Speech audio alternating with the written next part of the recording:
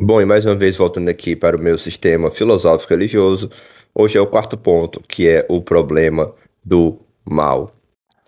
Se você por acaso perdeu os outros capítulos, é só procurar aqui, tá bom? No primeiro ponto eu falei que a natureza do homem, que é essencialmente religiosa. No segundo ponto, a necessidade racional de pensar a natureza como um espírito visível.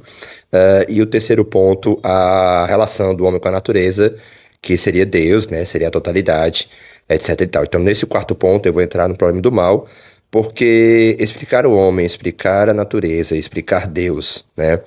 Sem explicar, então, por que que nós estamos aqui, né, nos perguntando sobre ele, procurando o divino, o sistema ficaria incompleto porque faltaria justamente a questão fundamental, né? A questão fundamental é a questão do mal, é a questão da liberdade, essa é a questão fundamental do espírito.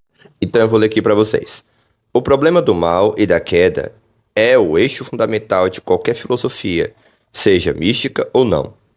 Ele vai prefigurar o pensamento da história, da humanidade e da alma em mútuo paralelismo, e vai desembocar na ideia de que o advento do cristianismo na história representa o momento em que a consciência humana começa a vencer a queda. É o evangelho, no seu sentido metafísico puro, que tem na história sua aparição. Calma que eu vou explicar. O ser humano não pode vencer o mal pelas suas próprias forças, porque senão isso já teria acontecido, né? Então, a partir do mal, cuja manifestação subjetiva é o sofrimento, ele vai tentar construir a religião, a filosofia, a arte e a ciência, né? Essas quatro produções do espírito nascem justamente desse mundo hostil, dessa situação de mundo, de se sentir em exílio, né? Separado de uma fonte divina. Isso é antropológico, né? Isso é estrutural. Ou seja, por que nós procuramos religião, religar? Porque para a ideia da religar tem que haver o quê? Uma queda antes. Então, a história da humanidade seria, vamos dizer assim, a chave, né, da redenção do mal, porque seria como a natureza e o espírito vão entrando em dialética, e vão constituindo formas de consciência para superar essa queda originária.